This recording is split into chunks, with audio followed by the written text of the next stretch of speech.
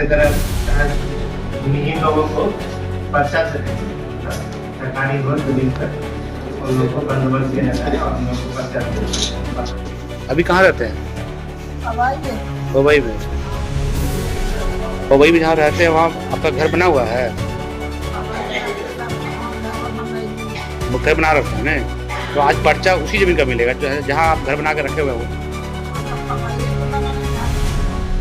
लेकिन अभी जिनको आपने पर्चा दिया उसमें कुछ लोगों का मकान वहाँ ऑलरेडी बना हुआ है। मकान बना हुआ है, पता है ना आपको? तो भूमिहीनों को मिला तो मकान तो बना, उसको कैसे दे दिया आप लोगों ने? मकान गलत बना हुआ है। मकान जमीन उन लोगों को मालिकाना है। तो मकान तो बना रखे ना वहाँ पे। मकान बना रखे हैं, मकान लेकिन उसमें भी पूरा निर्मित नहीं है। जमीन तो उनके कब्जे में तभी मकान बना हुआ ना। जमीन कब्जे में है लेकिन उसको मालिकाना है। अब आपने मालिकाना हक दे दिया। बिहार में भूमिहीनों को सरकार की ओर से 3 डिसमिल जमीन देने की योजना है।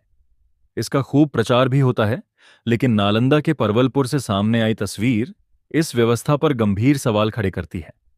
आरोप है कि जिस महिला के पास पहले से जमीन पर मकान बना हुआ है, उसे ही उसी जमीन का कागज भूमिहीन बताकर दिया जा रहा है।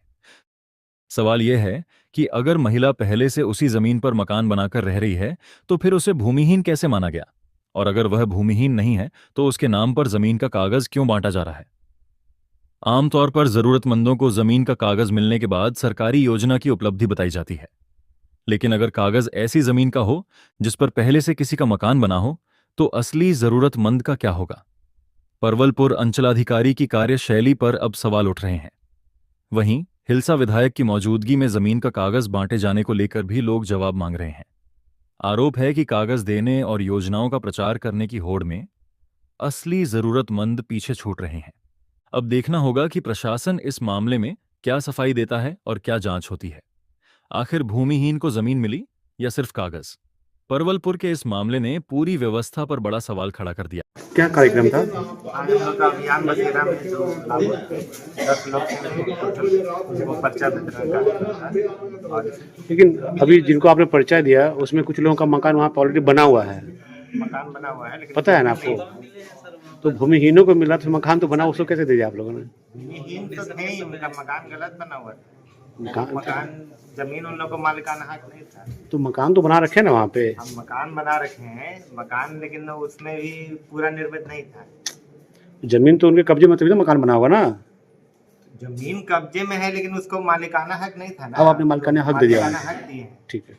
क्रम था वही पर्चा वितरण का। जिनके पास जमीन नहीं है उनको जमीन, कुछ लोगों को जमीन दिया गया है सरकार की तरफ से, जो सरकार का प्रोग्राम है कि जिनको जमीन नहीं है और जो गरीब हैं उनको घर बनना चाहिए। घर बनने के लिए पहले तो ज़मीन चाहिए, तो ज़मीन ही का जो है आज वास्तविक पर्चा कुछ लोगों को मिला है, उस पर फिर मकान बनेगा। फिर सर आपने कहा कि मकान बनेगा, लेकिन जो पर्चा आज मिला है उसमें से कई लोग का वहाँ मकान बना हुआ है। हाँ तो बना हुआ है वो ठीक है, उनके दखल कब्जा में होगा, लेकिन बजाते जो एक प्रोसीड्योर होना चाहिए कि उनके पेपर मिलना चाहिए। पेपर मिलना चाहिए।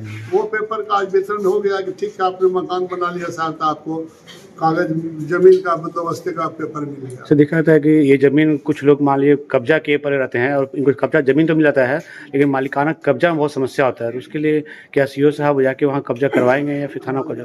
कब्जा ना, पहले पर्चा मिल गया उसके बाद फिर सीओ बैठे हुआ है, इनका काम है, ड्यूटी है कब्जा करवाना जाकर के। जब पर्चा मिल गया तो कब्जा कोई किए हुए रहे हैं, जिनको पर्चा मिला वही जमीन के मालिक होंगे।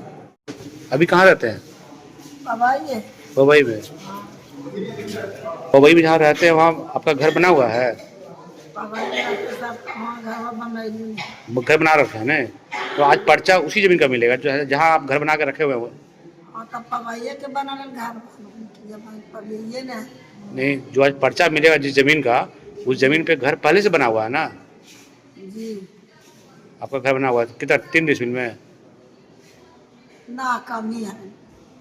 आज मेरा बात सुन लीजिए, जिस जमीन पे आप घर बना के रखे हुए पवई में, उसी जमीन का आज पर्चा मिलेगा आपको। जी क्या नाम हुआ आपका?